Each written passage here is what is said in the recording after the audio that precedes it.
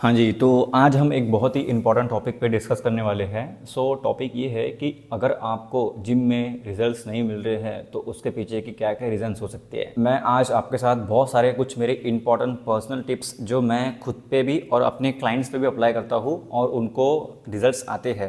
आप ये वीडियो को एंड तक देखो, शायद आपके लिए ये वीडियो बहुत हेल्पफुल हो। Welcome back with the new video. My name is Akash Gupta और आप देख रहे हैं get fit with Akash Gupta. सबसे पहले तो मैं आपको एक बोलना चाहूँगा कि देखो, जिम में वर्कआउट सभी करते हैं, ठीक है, लेकिन रिजल्ट्स सिर्फ 5 से 10% लोगों को आते हैं। ऐसा क्यों? आज मैं आपको कुछ ऐसे 4 से 5 पॉइंट्स बताऊंगा जो आप अपनी जर्नी में अप्लाई करो और देखो कि आपको 100% रिजल्ट्स आएंगे। अभी हम सीधा पॉइंट की बात करते हैं। सबसे पहला, आपको वर्कआउट की नॉलेज चाहिए। अगर आपके पास वर्कआउट की नॉलेज नहीं है तो आप चाहे कितना भी वर्कआउट कर लो, आपको रिजल्ट्स नहीं आएंगे। मैं आपको लिख कर दे रहा हूँ, क्योंकि लोगों को ऐसा लगता है कि डाइट इज़ एवरीथिंग, कोई बोलता है वर्कआउट इज़ एवरीथिंग, कोई बोलता है कि कंसिस्टेंसी इज़ एवरीथिंग। देखो, सब चीज़ें मैटर करती है। आपको ऐसा लगता है कि सिर्फ वर्कआउट ही इंपॉर्टेंट है, सिर्फ डाइट ही इंपॉर्टेंट है, कंसिस्टेंसी इंपॉर्टेंट है, ऐसा नहीं है। आपको सब चीज़ों को बैलेंस आउट करते आना चाहिए। मैं आपको एक छोटा सा एग्जाम्पल देता हूँ कि बाइसेप। बाइसेप को ट्रेन करने के लिए एक बार में आप 2 से 3 वेरिएशंस करो, दैट्स इनफ। लेकिन मैं देखता हूँ कि लोग 6-6, 7-7, 8-8 वेरिएशंस करते हैं बाइसेप को ट्रेन करने के लिए, जिसको बोलते हैं ओवर ट्रेनिंग। अगर आप जिम में जाके गधा मजूरी कर रहे हो और आपको रिजल्ट्स नहीं आ रहे हैं, वो तो बैलेंस आउट हो गया ना। मतलब आप जिम में आ रहे हो, हमाली कर रहे हो और घर जा रहे हो। चीज़ों को समझो।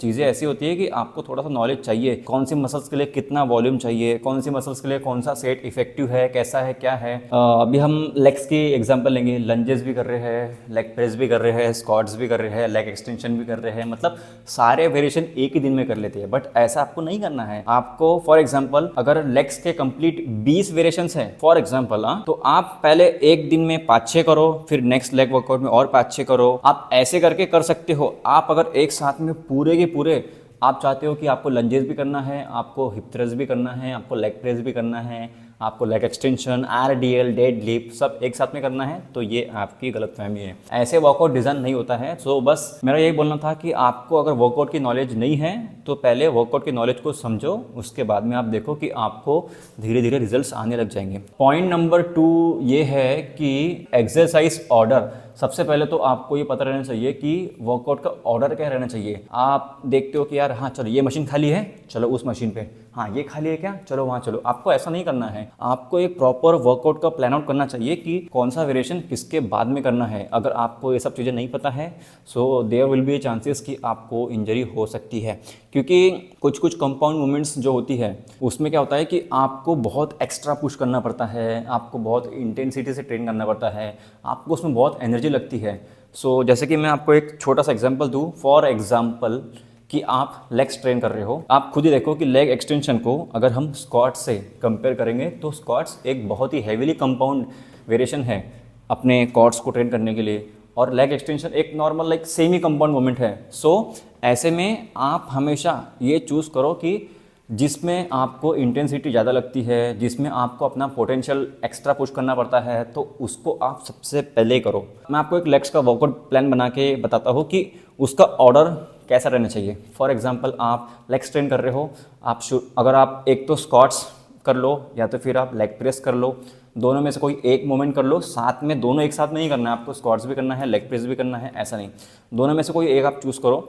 सबसे पहले आप फॉर एग्जांपल अपने स्क्वाट्स चूज़ कर लिया, उसके बाद आप एक कंपाउंड मूवमेंट और ले लो, आप RDL कर सकते हो। उसके बाद आप लेग एक्सटेंशन, लेग कर्ल, फिर धीरे धीरे जो भी बाकी के वेरिएशंस हैं आप वो कर सकते हो। लंजेस हो गया या फिर for example hip adductor, hip abductor. ऐसे करके आपको वर्कआउट डिज़ाइन करना होता है, ना कि ऐसे कि पहले मैं लेग एक्सटेंशन कर लेता हूँ यार, फिर ये मशीन खाली दिख रही है अब ये कर लेता हूँ। ऐसा नहीं होता है। आपको पूरा ये प्लान आउट करना पड़ेगा कि उसको किस फॉर्म में करना है और किस ऑर्डर में करना है।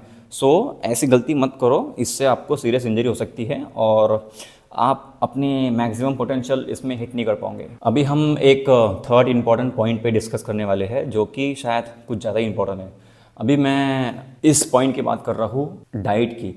आपको अगर protein, carbs, fat, fibre, water और जो भी वाइट आपके मैक्रोस और माइक्रोस अगर आपको उसको बैलेंस आउट करते नहीं आ रहा है, आई डोंट थिंक सो कि आपको ज़िंदगी में कभी रिजल्ट्स आएंगे। आप बस जिम में जाओगे, गधा मजूरी करके घर पे आओगे, जो मर्जी वो खाते जाओगे और आई डोंट थिंक सो कि आपको रिजल्ट्स आने वाले हैं। सो आपको प्रोटीन, कार्ब्स, फैट, जितने भी आपके जो भी फूड्स है, फूड आइटम्स हैं, उसको आपको बैलेंस आउट करते आना चाहिए कि हाँ यार मुझे इतना ग्राम प्रोटीन चाहिए, मुझे इतना ग्राम कार्ब्स चाहिए, इतना ग्राम फैट चाहिए। आप घर पे जाते हो कि हाँ चलो आज ये बना है, आज मैं यही खा लेता हूँ, आज ये बना है मैं यही खा लेता हूँ, ऐसा नहीं होता है। आपको प्रॉपर मील को देखना पड़ेगा कि हाँ यार इसमें अप्रॉक्सीमेटली, मैं ऐसा नहीं बोल रहा हूँ आपको कि आप पूरा मेजरमेंट करके खाओ कि हाँ यार मैंने 101 ग्राम राइस लिया है, 20 ग्राम दाल लिया है, ऐसा नहीं बोल रहा हूँ मैं। आप देखो कि आपकी भूख के अकॉर्डिंग आपको कितनी नीड है, उसके बाद में उस फूड आइटम में कौन सा फूड आइटम मिसिंग है। फॉर एग्जांपल कि जो हम इंडियंस की जो थाली होती है उसमें आप देखोगे दाल चावल सब्जी रोटी होती है, जिसमें सैलेड बिल्कुल लोग खाते नहीं हैं, जिसमें लोग प्रोटीन, भाई प्रोटीन कहाँ है, प्रोटीन ही मिसिंग है आपकी थाली में। सो कुछ ऐसे फूड आइटम आप ऐड करो जिससे उस मील को आप एज ए मील कंसिडर कर पाए। ऐसा नहीं कि बस आप दाल चावल खा रहे हो, सब्जी रोटी खा रहे हो और आपका बस उस उतने में गुजारा हो जा रहा है, ऐसा नहीं होता है। आपको प्रॉपर पूरा देखना पड़ेगा कि प्रोटीन की क्वांटिटी कितनी है, आपको देखना पड़ेगा प्रोटीन कितना लेना है, क्या लेना है, कैसे लेना है। सो यही सब चीज़ें बहुत इंपॉर्टेंट रोल प्ले करती है कि आपकी लाइफस्टाइल में आप कितने मील्स खा रहे हो। और दूसरी बात तो ये कि जो भी आप फूड आइटम चूज़ कर रहे हो क्या वो हेल्दी है।